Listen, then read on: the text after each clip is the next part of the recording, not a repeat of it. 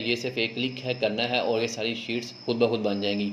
हमें चाहिए क्या, हमें इसी जिस फ़ोल्डर में ये शीट पड़ी है इसी फ़ोल्डर में हमें ये फ़ाइल्स चाहिए बस।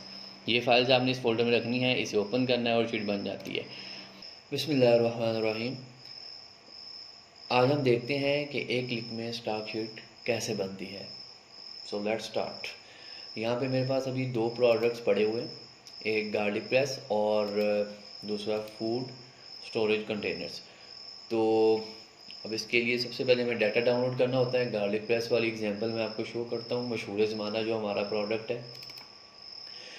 सबसे पहले इसमें हमारे पास एक्सरे की शीट हम डाउनलोड करते हैं। एक्सरे में मीन जो हीलियम 10 की एक्सरे एक्सटेंशन को रन करते हैं और वहाँ पे जो नीचे डाउनलोड का ऑप्शन आ रहा होता है वहाँ से हम ये फ़ाइल डाउनलोड कर लेते हैं। रिवर्सेशन करते हैं जो हमारे टॉप 10 कंपेटिटर्स हैं और उनकी जो कंबाइंड फ़ाइल है 10 कंपेटिटर्स की, वो डाउनलोड करते हैं और उन 10 कंपेटिटर्स की सेपरेटली अलग-अलग रिवर्सेशन करते हुए ये शीट्स भी डाउनलोड करते हैं और इसको रीनेम कर लेते हैं।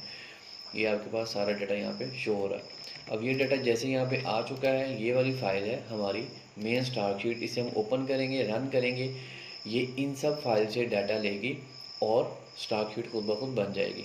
पिक्चर्स के लिए इसी की जो पिक्चर्स हैं उसके भी मैंने प्रोग्राम बनाया है, तो पिक्चर्स वहाँ से लेता है और पिक्चर्स को हमने रखना होता है डॉक्यूमेंट्स वाले फ़ोल्डर में। इस फ़ोल्डर में यहाँ पे जो हमारी शीट है वो यहाँ से ऑटोमेटिकली पिक्चर्स पिक कर लेगी। हमें यहाँ पे सिर्फ पिक्चर्स ला के रख देनी है।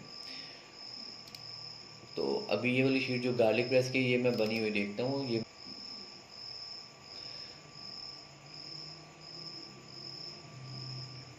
तो आप देख सकते हैं ये गार्लिक प्रेस, इसमें आपको इसकी पिक्चर्स वगैरह भी नज़र आ रही हैं और इसका कोई डाटा वगैरह भी नज़र आ रहा है। अभी हम करने के वाले हैं, हम इस शीट से दूसरे प्रोडक्ट की शीट बनाएंगे। अब ये देख सकते हैं इसमें सारा गार्लिक प्रेस का डाटा है और ये भी सारे जो कीवर्ड्स हैं ये गार्लिक प्रेस के ही हैं। तो मीन ये सारे का सारा डाटा इसी का है, देखें गार्लिक प्रेस का। तो मैं इस शीट को भी क्लोज़ करता हूँ, डोंट सेव। इस शीट को मैं कॉपी करता हूँ और दूसरा जो प्रोडक्ट है फूड स्टोरेज कंटेनर्स, इसे हम ओपन करते हैं और यहाँ पे ये वही डाटा जो मैंने अभी आपको पहले बताया, हमारी 10 कंपेटिटर्स की शीट्स और रिवर्सेशन किया सबका, वो वाली शीट, एक्सरे वाली शीट, ये यहाँ पे प्लेस कर दी गई हैं और डॉक्यूमेंट्स वाले फ़ोल्डर में इसकी पिक्चर्स भी यहाँ पे रखनी है। ये देखें, ये फूड कंटेनर्स की टॉप पे आपको फूड कंटेनर्स की पिक्चर्स नज़र आ रही हैं और नीचे आपको गार्लिक प्रेस की पिक्चर्स नज़र आ रही हैं। हम बैक जाएंगे। अब यहाँ पे जो हमारी गार्लिक प्रेस वाली शीट है वो हम पेस्ट करते हैं। अब देखें इसे,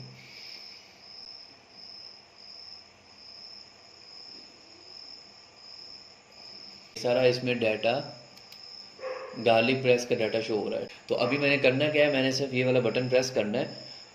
इसके बाद ये खुद ब खुद डाटा इसी फोल्डर में जो बाकी शीट्स पड़ी हुई हैं, जिस प्रोडक्ट की वो शीट्स हैं, ये इधर से डाटा कॉपी करेगा और इसको इधर सारा फैच करके खुद ब खुद शीट बना देगा। बटन प्रेस हो गया है। अब बस तकरीबन 8 से 9 मिनट लगेंगे। 131 हुए हैं और 140 तक ये हमारी शीट तकरीबन रेडी हो जाएगी। इसमें भी जो हमारा टाइम है ये हम इससे मज़ीद कम कर सकते हैं। अभी जो इसमें लिंक्स हैं वो मैं डायनामिक यूज़ कर रहा हूँ। अगर हम इसे स्टैटिक लिंक्स में कन्वर्ट करते हैं तो टाइम हमारा मज़ीद रिड्यूस हो जाता है। इसको मैं फास्ट करूँगा यहाँ से वीडियो को, और जैसे ये शीट कंप्लीट होती है तो हम मिलते हैं।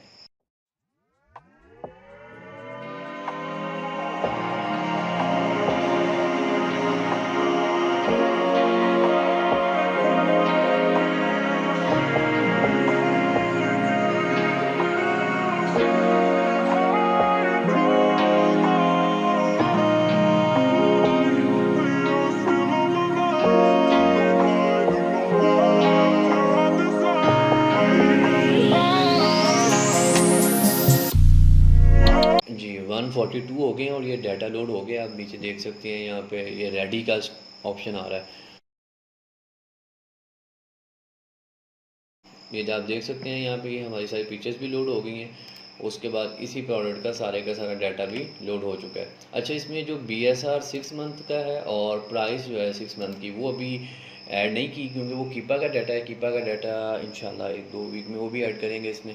वो भी ऑटोमेटिकली, लेकिन अभी उसका कोई इसके साथ लिंक नहीं है। बाकी तकरीबन सारी चीज़ें इसमें ऐड हो गई हैं, सारी की सारी कैलकुलेशन वगैरह, कलर्स वगैरह खुद ब खुद सारी एडजस्ट हो रही हैं। ये भी कुछ फीचर्स मैं इसमें ऐड कर रहा हूँ, पैक साइज़ भी इंशाल्लाह ये भी कुछ दिनों में ऐड हो जाएगा कि खुद ब खुद जो भी पैक साइज़ भी इसके टाइटल में से वो निकालेगा और यहाँ पे एक्सेल लिखेगा। तो ये भी चीज़ें इसमें ऐड हो रही हैं। मीन काफ़ी सारे फीचर्स ऐड हो रहे हैं, लोगों ने सजेशंस दी कि यार ये चीज़ भी इसमें ऐड करें, ये भी ऐड करें, तो उसी के हवाले से हम इसमें चीज़ें ऐड करते जा रहे हैं।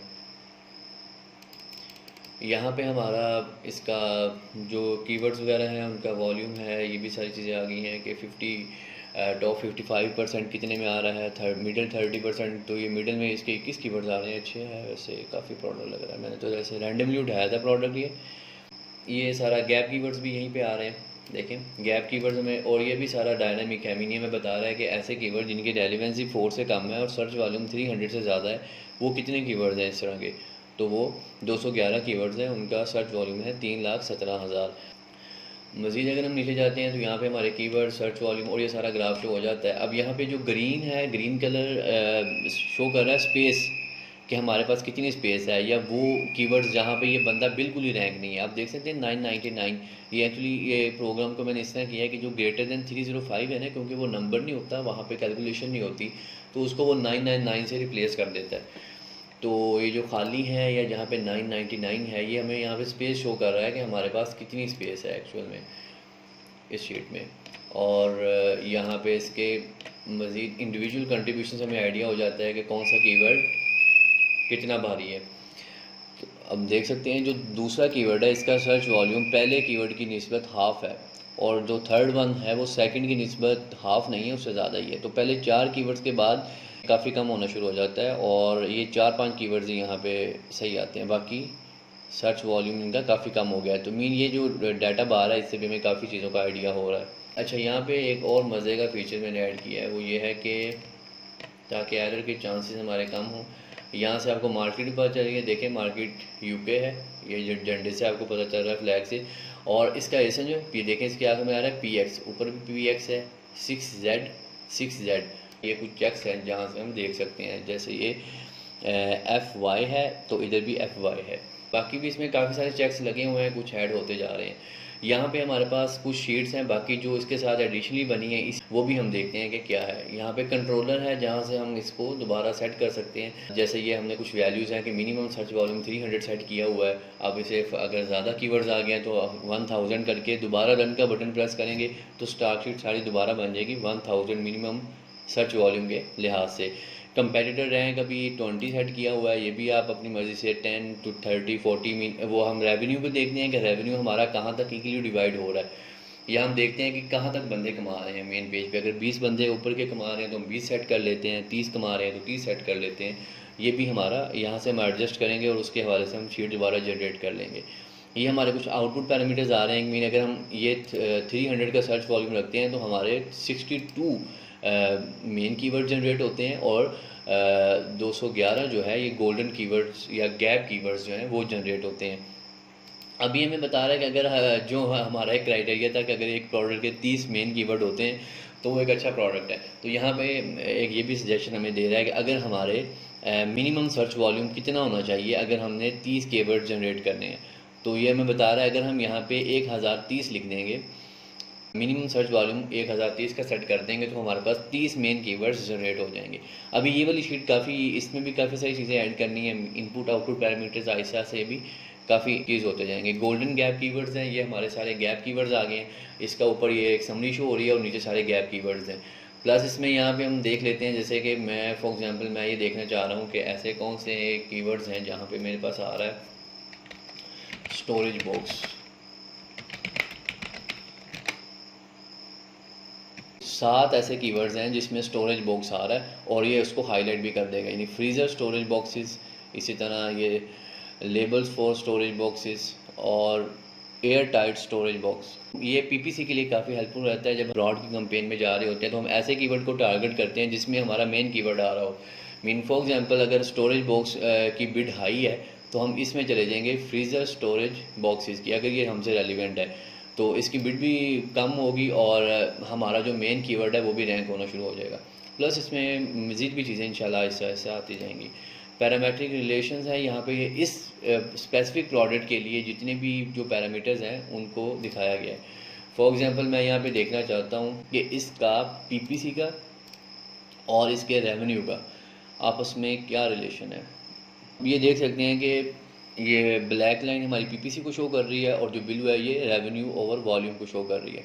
तो अब जो पहला सेलर है ये पीपीसी नहीं चला रहा लेकिन इसका रेवेन्यू बहुत ज़्यादा है। सिमिलरली सेलर 4 जो है इसका भी रेवेन्यू बहुत ज़्यादा है लेकिन इसकी पीपीसी कम है। अब सबसे ज़्यादा पीपीसी पे इन 10 में कौन स्पेंड कर रहा है, ये जहाँ पे पीक आ रही है। सेलर 5 जो है ये पीपीसी पे बहुत ज़्यादा स्पेंड कर रहा है लेकिन इसकी अभी जो रेवेन्यू है वो कम है।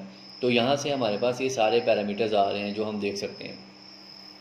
सिमिलरली हम ये स्टडी कर सकते हैं कि रिव्यू का क्या इम्पेक्ट है, रिव्यू और रेवेन्यू किस तरह वेरी कर रहे हैं। तो अब जैसे हम देखते हैं कि क्या ये प्रोडक्ट रिव्यू डिपेंडेंट है, इसकी सेल्स जो है क्या वो रिव्यू डिपेंडेंट है या नहीं है।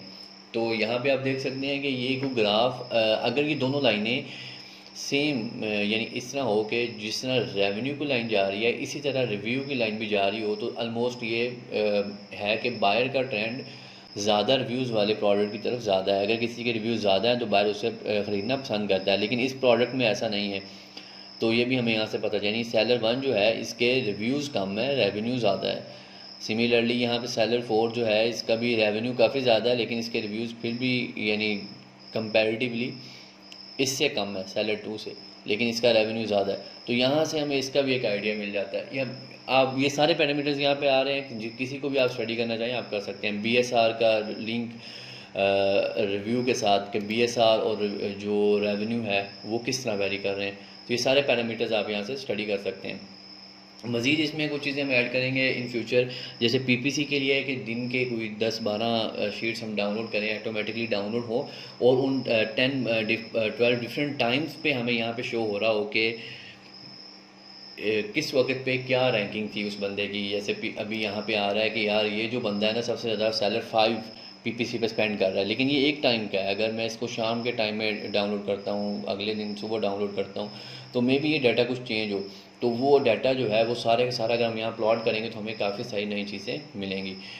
उसके बाद है जी फाइनल कंपेटिटर स्कोर।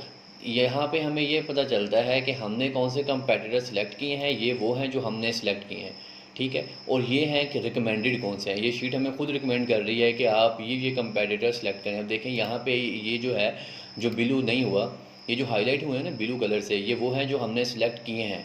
और ये जो इसमें से मिडिल में मिस किया है तो वो ये बता रहा है कि अगर हम ये वाली एक क्राइटेरिया फिक्स करते हैं तो इसके अकॉर्डिंग आपको 10वें नंबर पे ये बंदा रखना चाहिए था, लेकिन आपने ये नहीं रखा, इसके नीचे वाला रखा है, ठीक है। बेसिक शीट है, ये भी सारी खुद ब खुद बन रही है। इसमें भी काफ़ी मज़े की चीज़ें हैं, जैसा कि आप देख सकते हैं जो सेलर 7 है ये वाला, इसमें आपको बहुत ज़्यादा ग्रीन कलर नज़र आ रहा है। तो ग्रीन कलर यहाँ पे ये बता रहा है कि ये वो कीवर्ड्स हैं जहाँ पे ये बंदा बिल्कुल भी रैंक नहीं है, या हीलियम 10 का डाटा यहाँ पे अवेलेबल नहीं है इसके केस में, या यहाँ पे ग्रेटर दैन 306 है। तो ये हमें बता रहा है कि कौन सा बंदा कितने कीवर्ड्स पे बैठा है। यहाँ मुझे एक आइडिया हो रहा है कि सेलर 7 और 10 जो है ये बहुत कम कीवर्ड्स पे बैठे हैं, इनकी रैंकिंग काफ़ी कमज़ोर है। ये सिमिलरली स्पॉन्सर्ड की शीट है, इसी का डाटा हमारा जो मेन शीट है उसी में फैच हो रहा है जाके, और वहाँ पे हमें स्पॉन्सर्ड अकरेंसेस वहीं पे मिल रही हैं। एक्सरे ओरिजिनल शीट आ जाती है। अच्छा, ये बजट शीट है। बजट शीट जो हम बनाते हैं ये क्या कर रही है कि हमारे जो टॉप 10 कंपेटिटर्स हैं उनकी सेल्स ले रही है, उनकी मंथली सेल कितनी है, उनकी करंट प्राइस कितनी है, और अगर हम उन दोनों चीज़ों को देखें तो उसकी बेस पे हमारा बजट क्या बनता है। तो आप देख सकते हैं यहाँ पे ये $25,000 पाउंड बन रहा है, यहाँ पे कोई 73, ये सारा मीन एक आइडिया लेने के लिए है। और यहाँ पे हम अपनी एक्चुअल कैलकुलेशन करेंगे कि हम अपनी मंथली सेल्स कितनी एक्सपेक्ट कर रहे हैं, और फॉर एग्जांपल मैं कहता हूँ मेरे 300 यूनिट्स मंथली बिकेंगे और हमारी सेलिंग प्राइस क्या होगी, उसके अकॉर्डिंग हमारा बजट क्या बनेगा वो यहाँ पे हम ले आएंगे। लेकिन ऊपर हमें सारा एक आइडिया मिल रहा है कि बाकी लोगों का अगर हमें ये वाली सेल्स वेलोसिटी गेन करनी है इस प्राइस पे तो हमारा बजट कितना बनता है। सिमिलरली प्राइस ब्रेकडाउन है, यहाँ पे अगर आप एक्चुअल करेंगे और यहाँ पे आपको ये बता रहा है कि प्राइस है तो सबसे ज़्यादा प्राइस इन 10 सेलर्स में सबसे मैक्सिमम जो प्राइस है 46 है और मिनिमम 10 है। तो यहाँ से एक आपको आइडिया मिल रहा है। सिमिलरली जो फ़ी है वो 4 से 13 तक वेरी कर रही है, और ये कुछ चीज़ें बाकी इसकी परसेंटेज के हवाले से कैलकुलेट हो रही हैं। जैसे ये 25% है, अगर मैं इसे कह देता हूँ कि नहीं यार इसको हम करते हैं 33% लैंडिंग कॉस्ट, तो ये हमारी शीट चेंज हो जाएगी। ठीक है, तो ये सारे चीज़ें यहाँ पे चेंज हमें एक बता रहा है कि अगर बेस्ट सिनेरियो लें तो हमारा 41% का मार्जिन बनता है। डेफिनेटली ये बनेगा नहीं, क्योंकि ये जो सेलिंग प्राइस है ये मैक्सिमम ली है, टॉप 10 सेलर्स की मैक्सिमम प्राइस, और ये है टॉप 10 सेलर्स की मिनिमम FBA फ़ी। तो ये उस हवाले से ये कैलकुलेशंस हो रही हैं। मीन एक आइडिया आपको इसका भी यहाँ पे मिल रहा है। तो ये सारी चीज़ें हैं जो इसमें अभी के लिए हैं। इसमें इंशाल्लाह मज़ीद भी चीज़ें ऐड होती रहेंगी जैसे जैसे लोग सजेशंस दे रहे हैं। कुछ शीट्स मैंने अभी दी थी ग्रुप में लोगों को, उन्होंने फिर आगे रिकमेंडेशन की दी हैं, वो चीज़ें इसमें ऐड की हैं। कुछ क्लाइंट्स के साथ अभी मीन उनके लिए शीट्स मैं बना भी रहा हूँ। तो इंशाल्लाह ये चीज़ें इम्प्रूव होती रहेंगी।